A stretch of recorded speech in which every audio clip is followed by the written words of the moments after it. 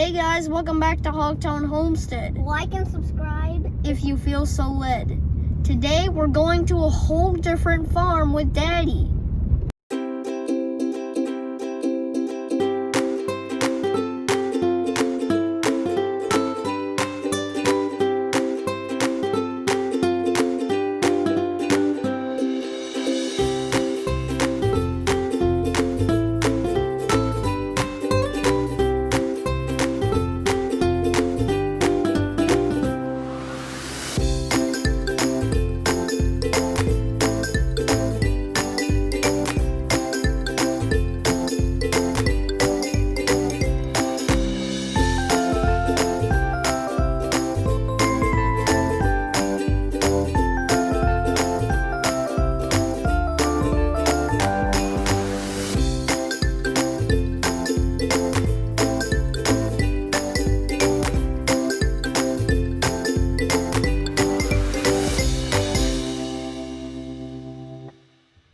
Welcome back to Hogtown Homestead. Like, share, and subscribe if you feel so led. Today we're not actually on Hogtown Homestead. Today we're on Golden Acres Farm, and I'm here with my new friend Charles from Golden Acres Goats. Golden Acres Goats.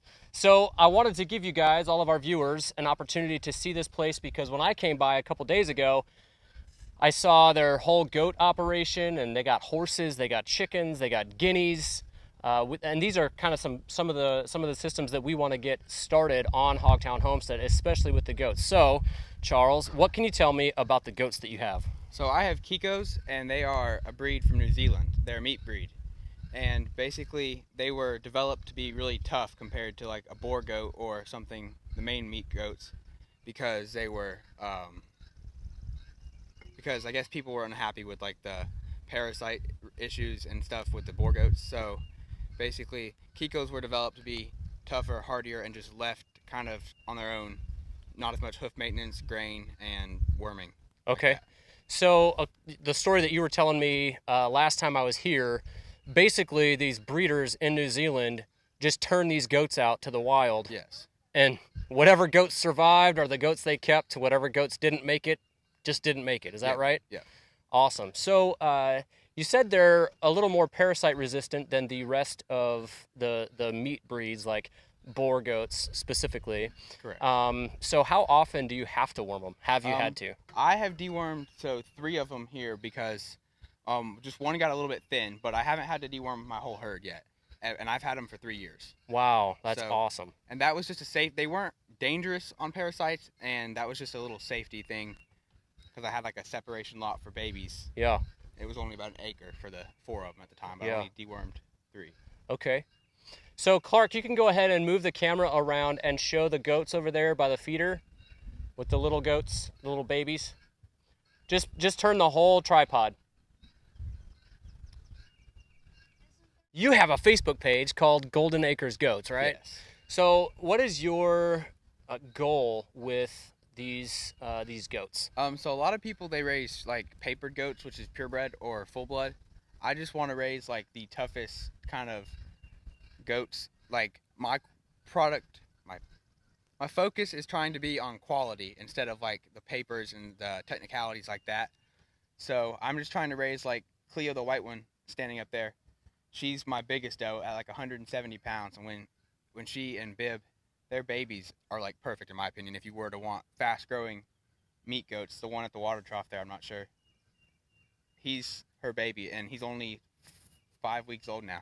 Oh wow. Almost 40 pounds. So. Yeah, he's significantly bigger than the other kids that are running around there. Yes, sir. Let's go ahead and make our way over to the goats. You can tell us anything else to keep in mind as we're on our way over there. Connor, what do you think? Let's hear from you. What do you think, Connor? You want some goats now? Yeah, and I've always wanted those. First, they're cute. Second, they're fun to pet. Third, I don't know what. Third, they're probably delicious. Are they good?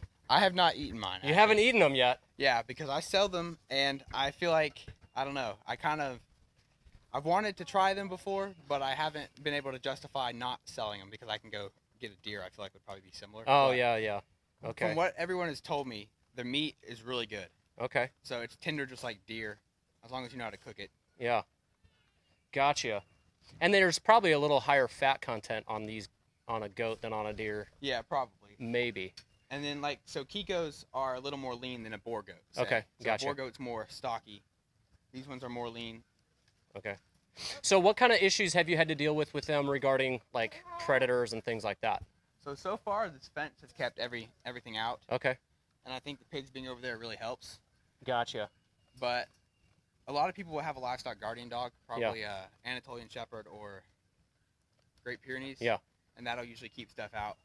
Yeah, we're looking at when we get livestock, we're definitely going to be getting a livestock guardian dog. We had there's a video from a while back on our YouTube channel about dogs who had come onto the farm and were attacking our chickens behind the fence. Yeah. Our little bantam silky rooster held them off Oh wow. until Connor. He was pecking the dog in the face so much that I made the dog bleed. Yeah, he wasn't going down without a fight.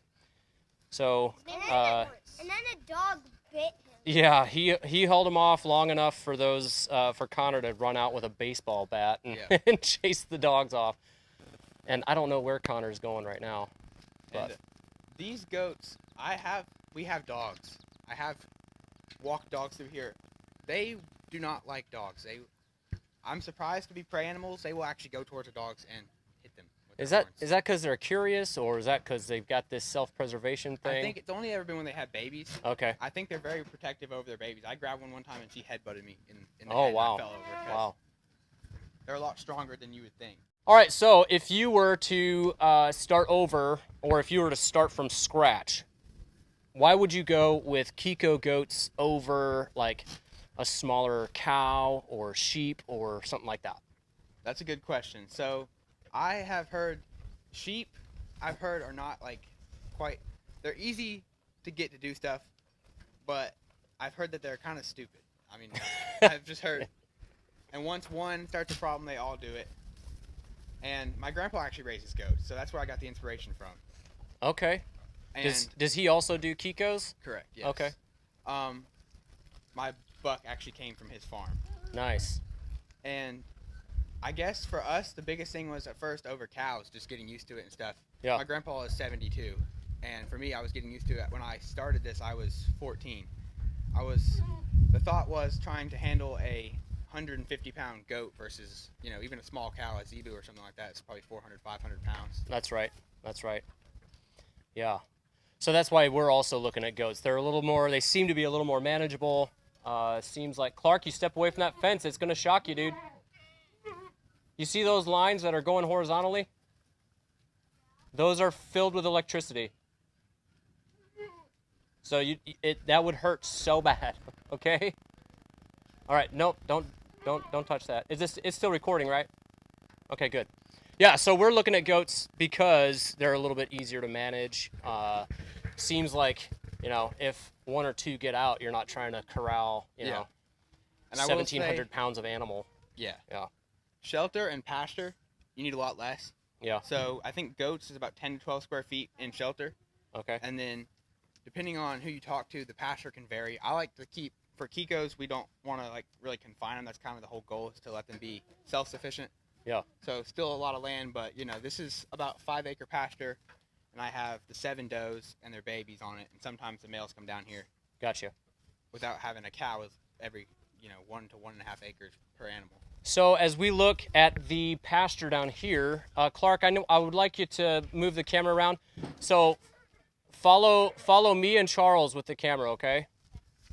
But don't zoom in or anything like that, okay? So as we look at the pasture over here, is there do you have different paddocks set up to rotate them, or you just let them do what they do? I let them just do their thing. Okay. I would like to ideally rotate them with the horses. Yeah. So you can so parasites will die in 3 weeks. Yeah. But the horses get spooked out of this hill over here. Okay. And so ideally there would be a little bit more forage than pasture in here, because goats are great for just clearing brush and weeds and everything. Yeah. But this is what we had to fence in at first for them. Okay. And like I said, they're pretty easy they're not real picky about what they eat, as long as they have good green forage or pasture to eat. Okay. So would you say that they I saw you put hay in their hay rack, how often do you have to supplement their diet with hay? Just usually through the winter. I'm kind of being a little bit over nice to them right now. This Yeah. grass is plenty for them right now. Yeah. Okay. I'm just, since they have babies, the alfalfa gives them extra calcium Okay. for the milk. Okay. But usually it's probably 90 days out of the year Okay. for hay. And then grain, you don't ever have to feed for these guys unless they have babies. It's just nice to help them out. Yeah. Okay. Awesome. And that's just about half a pound per head. Awesome. So we'll look back at the camera. We'll move this way. Clark, are we on Are we on screen there? All right. So that's a brief summary, a little bit of insight into the Kiko breed of goats, which is the direction that we're going to go on Hogtown Homestead. I think next, if it's okay, we'd like to see the pigs. All right, perfect. Because we have raised pigs and we'd like to learn more. If our operation is really bad, then we're gonna find out if our operation is really bad. So All right. I'm gonna go grab the camera and we'll make our way down there. Okay. All right, folks, here we are down at the pig paddock on Golden Acres Farm. This is kind of a land race that the family here on Golden Acres has been breeding for themselves. There's some Tamworth in these pigs. There's also some Kuni, some Asabaha. Is that what you said? Okay, Asabaha. And then also, I think I said Tamworth. There's Old Spot. All kinds of different breeds went into these, what you see here.